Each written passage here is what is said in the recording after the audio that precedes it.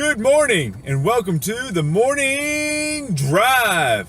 I'm your host, Brooks Fiesinger of BrooksFiesinger.com and MillionaireWho.com, where we help you stabilize your wallet, secure your future, and succeed in entrepreneurship and finance. I'm here again with my co-host, Hyundai Sonata. So what's on the docket today? We're going to talk about a few things, including there's just days where you're just not in the mood to get up and go, where things just seem like they're going all wrong. We'll talk about that, and then we're going to talk about this idea of making some extra money or bringing things to market that you don't have fully prepared and you haven't fully planned. And then we'll get into the concept of small business making a few extra bucks versus creating a massive company. So, do you ever get up and think, gosh, it's not my day? Or you have a day where it just seems like everything is going wrong? Now, you don't care to hear about all my details all the time, but I definitely had one of those nights last night, and I didn't get to bed until 3 in the morning, and I got jack done. I got nothing done, and I was so busy. And then I get up this morning, and I just am kind of, I don't want to say grumpy, right? I don't think I'm a grumpy person, but you get up in the morning, you sit there and think, yesterday I busted my rear end all day, and I go to bed without being able to complete all the things I needed to complete. And that's challenging because, I literally didn't get the things I needed to get done last night.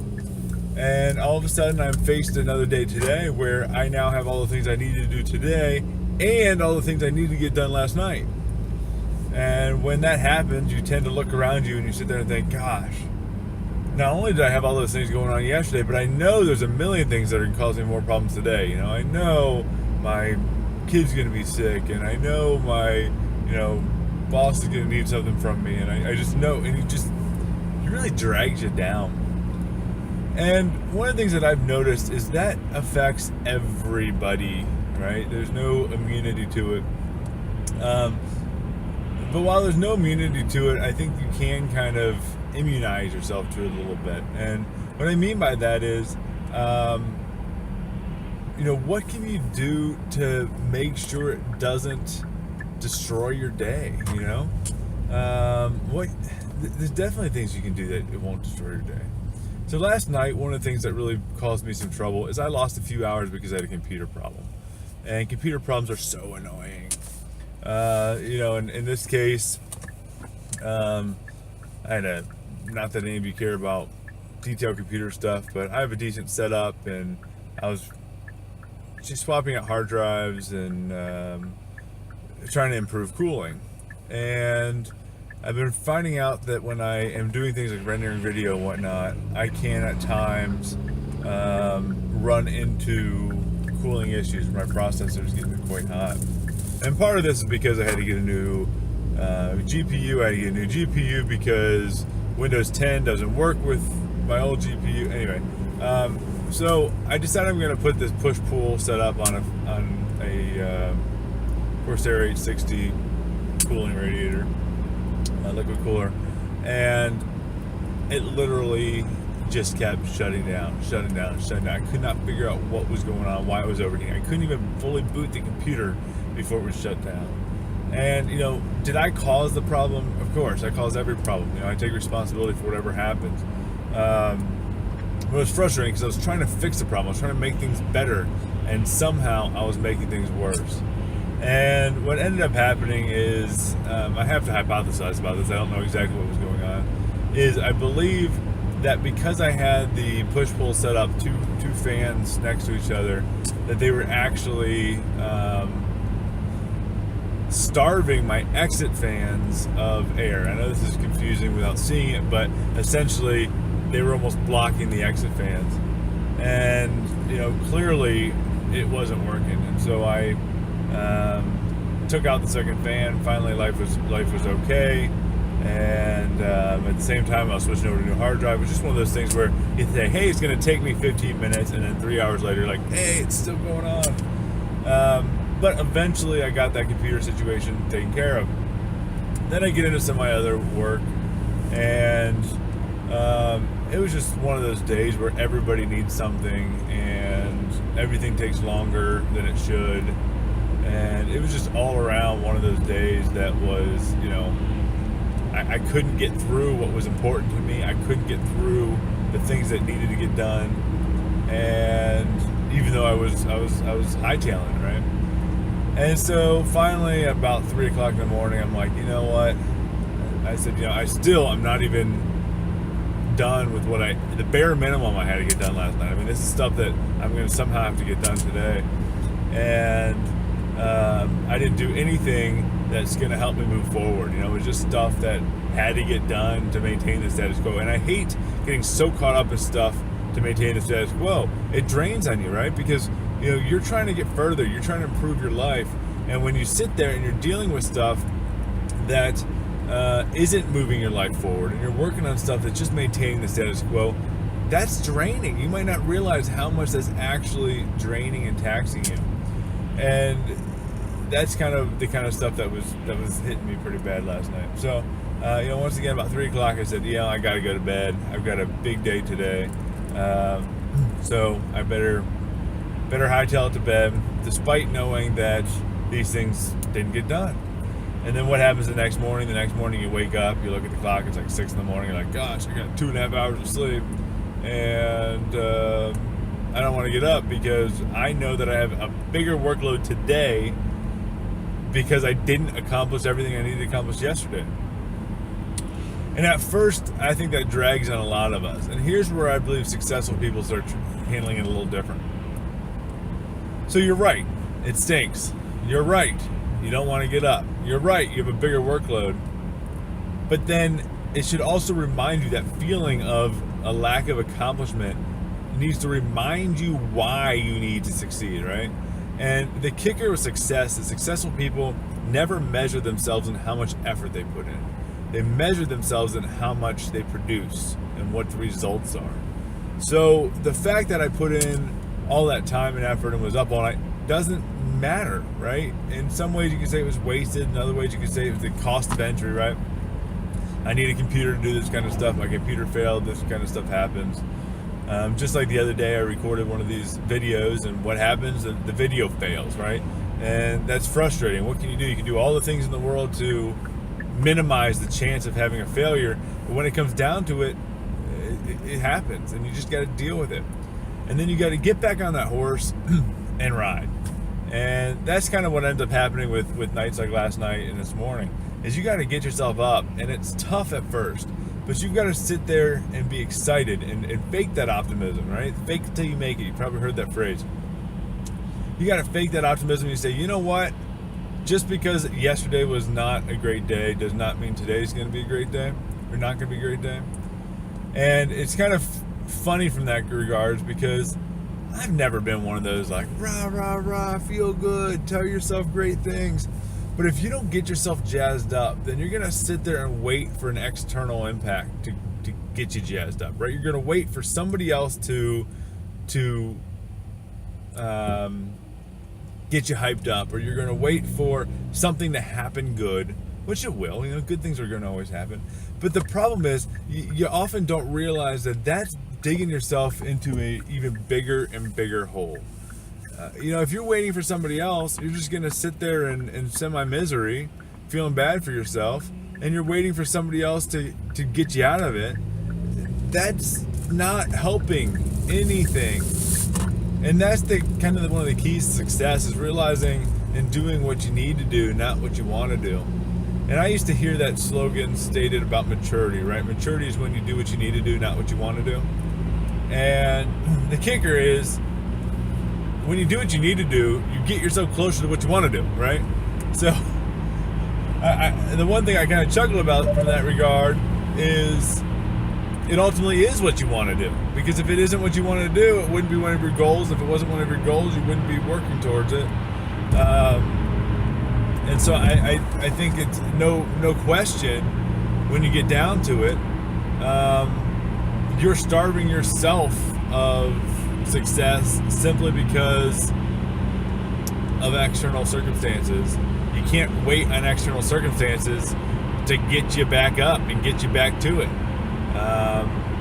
So once again, I think you really just have to get up. You have to sit there and say, good morning, and just go at it, right? And be a nut about it. Be a fanatic. I used to have a professor in college. His name was Paul Nutter, and he used to have these 8 a.m. classes. And every 8 a.m. class, he would sit there and say, he'd start with this really loud, long, good morning.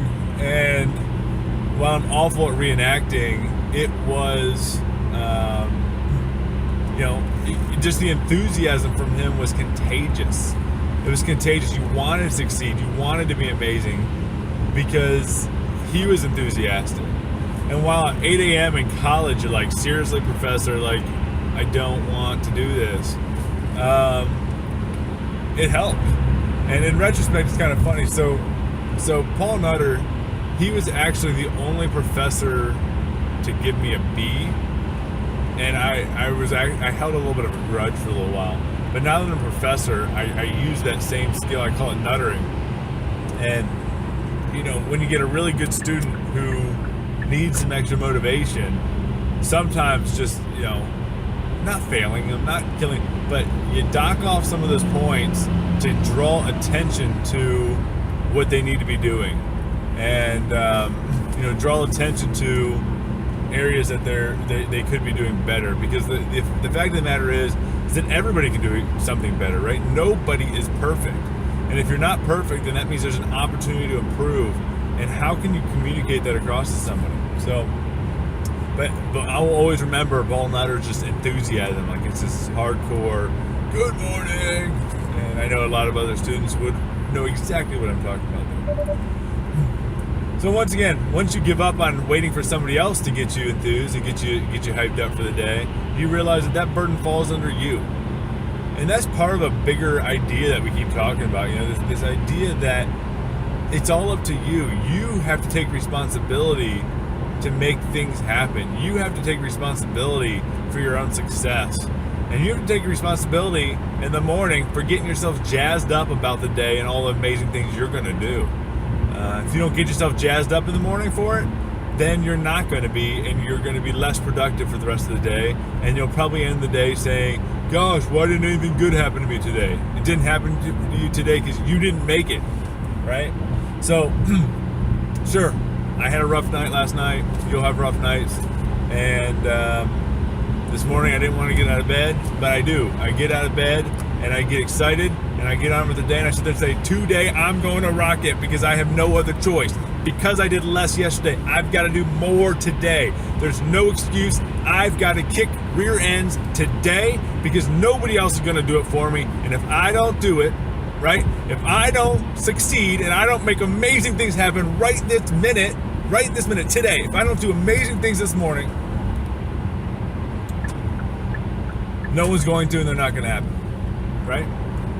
So I'm going to be failure and miserable and broke and crying at night and unable to provide for my family just because I'm upset that a night didn't go my way. No, I'm not going to do that, right? I'm going to get up and do something. And we always talk about that, right? And I'll tell you right now, of all the Millionaire Who's recordings that I've done and I will do, this one right now,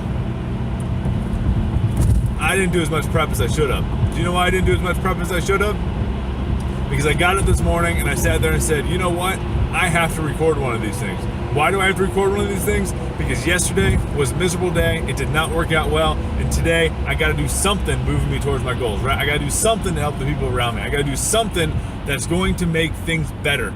And so when I got up this morning, I said, one of the things I'm going to do is record this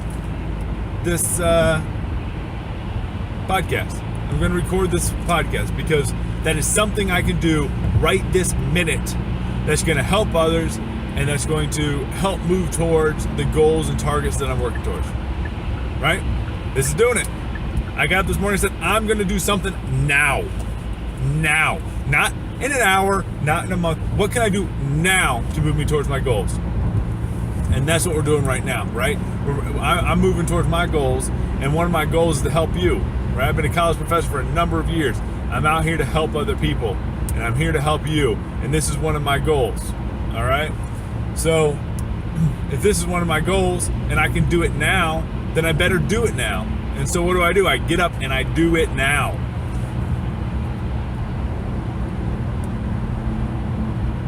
The second thing I want to talk to you guys about this morning is, I've mentioned this before, but I've mentioned this idea of, businesses and how I will, I've gotten into these car parks and stuff like that. And one of the things that did happen to me last night, I shouldn't say happened to me, one of the things I did is I had created a new fix for Jeeps, and I've got a number of parts that I've created for different brands and companies and cars. And so I created this fix for Jeeps, and I made this fix for myself, and I recorded video and photographs of how the fix works for your car.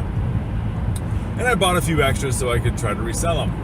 Well, the kicker with those is I don't actually spend the time to create all the install guides and install videos and all that kind of stuff when I put it up for sale. And a lot of people are going to sit there and say, oh, you need everything perfect before you can sell it.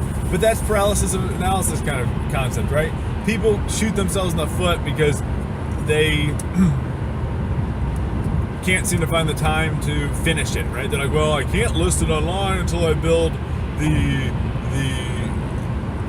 the whole package, and I can't build the whole package unless I have the installation guide, and I can't do the installation guide until, and I can't, and therefore I'm going to be a failure in life, and I'm just going to, be useless, right?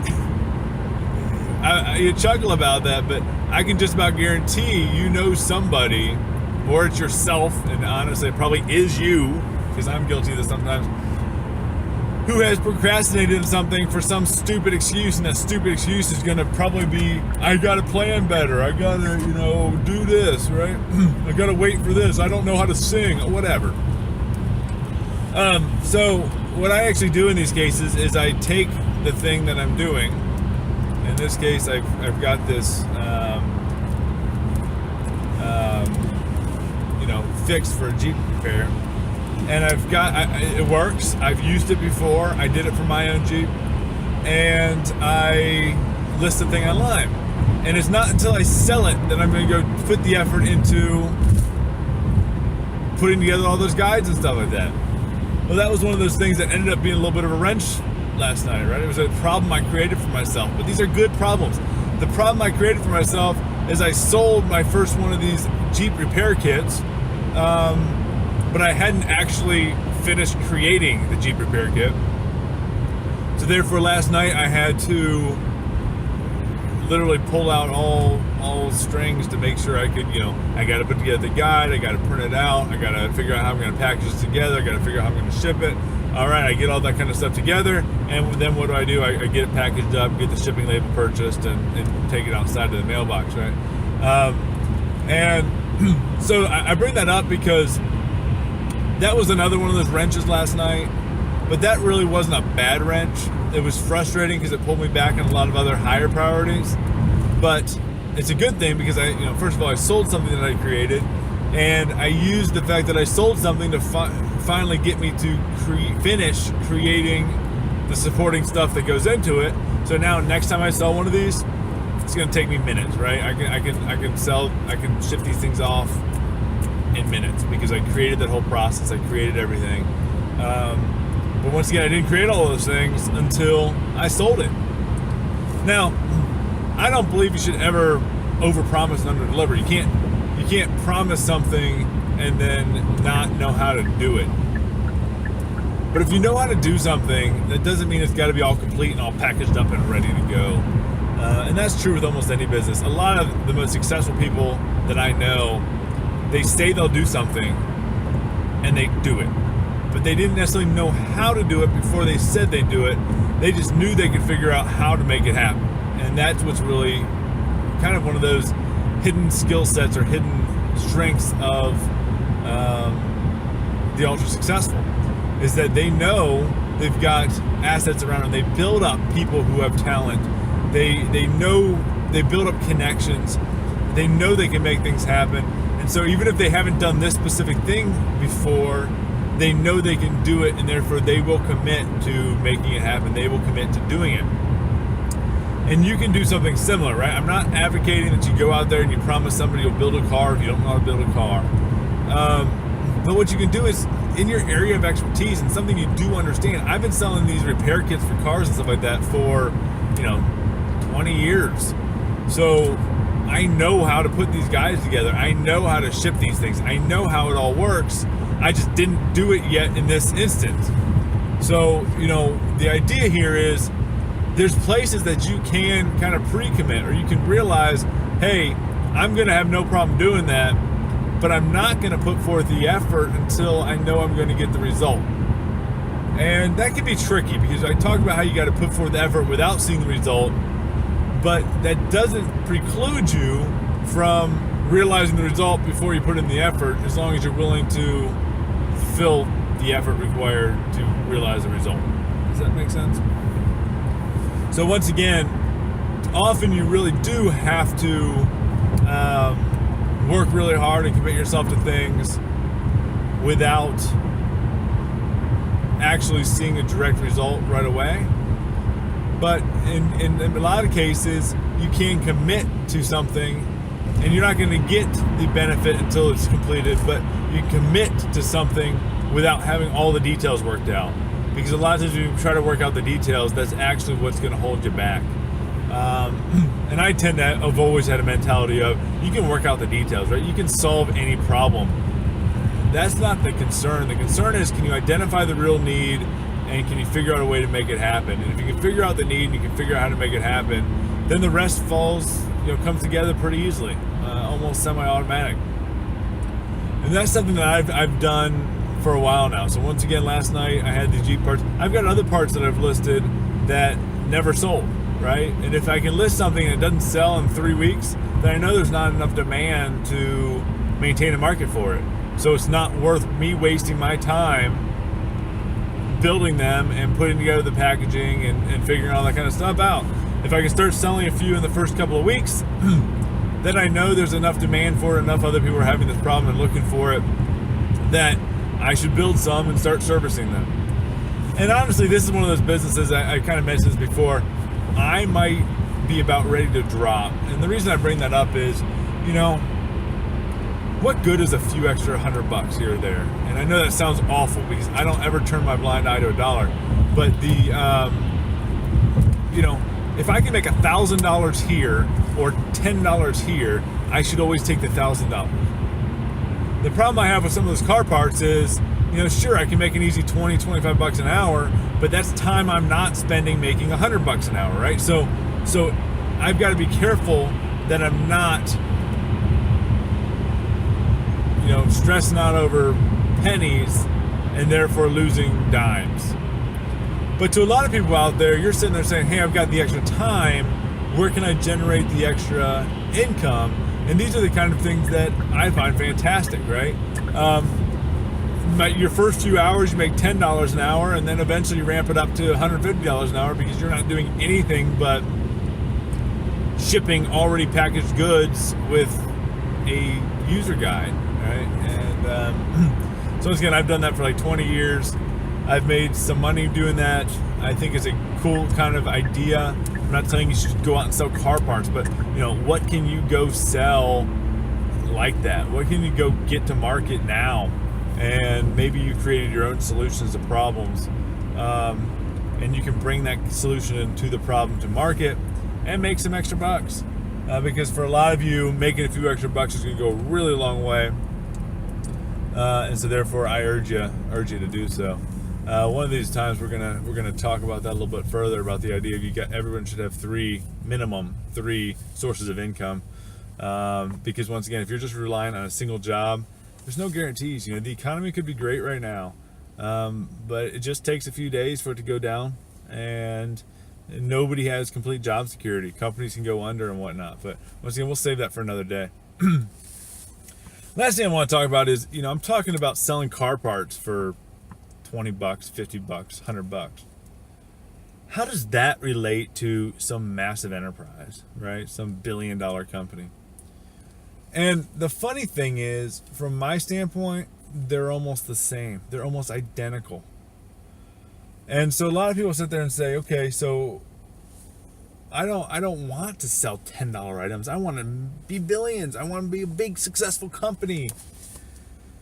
But if you can't sell $10 items, you can't create a billion-dollar company. And you can't create a billion-dollar company if you can't sell $10 items.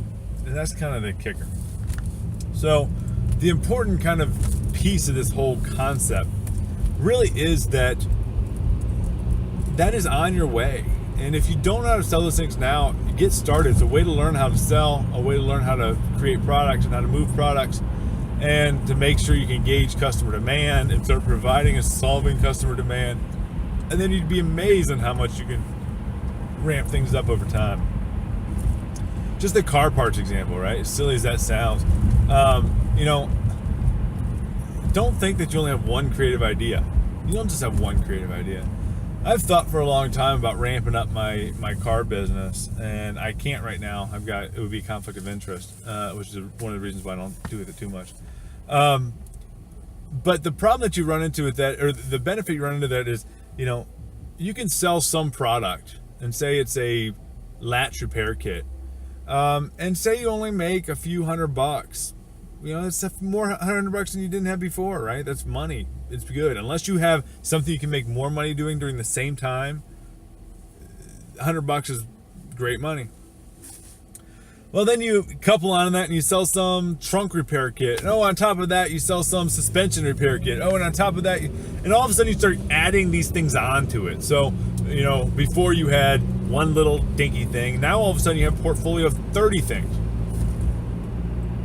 And these 30 things, a few of them are making $1,000 a month and a few of them are making $50 a month. But together, you're making $5,000 a month. $5,000 a month is more than many of you are making right now in your full-time job. And this can be done on the side, right? So once again, you have to get into car parts. What is it? Is it music stuff? Is it video game stuff? Where can you make that extra money? I kind of chuckle because I'm not a big video game player, and I sold a bunch of my old video game stuff for like $1,000. And I was like, that's funny. People pay $1,000 for my old video game stuff. There's money anywhere. I can't think of any area there's not money. One of my old coworkers made a successful business out of a painting magazine, and that was who would think that there's money in even something like painting unless you're selling like paintbrushes or selling finished paper? But no, she figured out this thing called Painting World, and it's been successful, which is really awesome. So there's money everywhere, and you just got to figure out where those niches are and take advantage of them. And that's kind of where this is important. You can grow something small into something big. And then what I could do in the car thing? Say I'm making $3,000-$4,000 a month selling these custom parts that only I own because I invented the solutions. Well, then I go to partners and I sit there and say, hey, stereo supply company, do you want to sell through me? And they're going to say yes, because they're looking for distributors. So now I'm selling other things that I don't even own. Well, that $3,000 a month turns into $5,000. Then I work with some others. Now it turns into $8,000. Now it turns into $12,000. Now maybe I open a retail location, right? So I just took a, $50 a month gig and turned it into literally a $10,000 a month gig into a $15,000 a month gig, right? $15,000 a month gig, that's $180,000 a year. $180,000 a year. And is that still enough? Maybe not, right? Maybe you then need to get bigger and you grow it into something bigger. And you can do that. You can grow that thing into something way, way bigger. And ultimately, a massive company is running just like those small companies. But a lot of those small companies, we'll talk about this more in the future, a lot of those small companies fail to become massive, successful companies because they really don't keep chasing that next opportunity, right? They sit there and say, I'm so bogged down with the fact that I've got to ship this thing that I can't think about becoming successful. And that's really a failure of whoever's doing it. Because a lot of those small companies are just waiting to become massive corporations. So, if you're looking for a few extra bucks, it's a great way to do it. Get into something small that is you're passionate about, that you're into, that you can actually help solve problems and make the world a different place. Get into something like that, and you can turn that into something huge over time. And it doesn't even necessarily take that much time. You just got to keep thinking, how do I make this bigger? What is something I can add to this? How can I make this better? And eventually you can get to that challenging point where you sit there and say, I'm overworked. It's called hiring a new employee, right? If you're making $40,000 a year making your own parts and you're overwhelmed, you can't handle anymore, go hire somebody for $40,000 a year. Your first thought's going to be like, oh my gosh, you just took away all my income. No, you just covered all your time and efforts. Now you can go drum up more business, right? So now all of a sudden you can take that $80,000 a year and turn it into $160,000 a year, but you're only paying $40,000 to an employee. That means you have $120,000 in your pocket. Get how that works? Then you might have to hire another employee, but who cares? Because then you can focus on, once again, growing that business, creating those relationships, getting more things going. And so once again, there really is very little difference between the massive companies and the small companies. It's the same mentality. And I will urge you, the right way to start is with the small things, because there's a lot of people that go out there and they try to get their multi-million-dollar investments to start their big company. I don't want to say that won't work. Even if it does work, you've given up complete control of that business, and you're going to see very little of the results. I think a lot of people are much happier starting with those small things that you can start right now, right? Not a dream, right now. You can do it now. You can sell it in an hour. Go sell something in an hour, right? And if you can start a business and start selling something in an hour to get you towards your dreams and goals of running a business and owning a business, then what excuse do you have? What excuse do you have for not doing it? You can do it in an hour, right? Can you stay up an extra hour tonight? Yes, you can stay up an extra hour tonight to make that happen. And so let's cut out those excuses and go out there and do it, right? Once again, I appreciate you joining me today in the morning drive. Hope you took something away from today's conversation. Now go out there and make the impossible happen.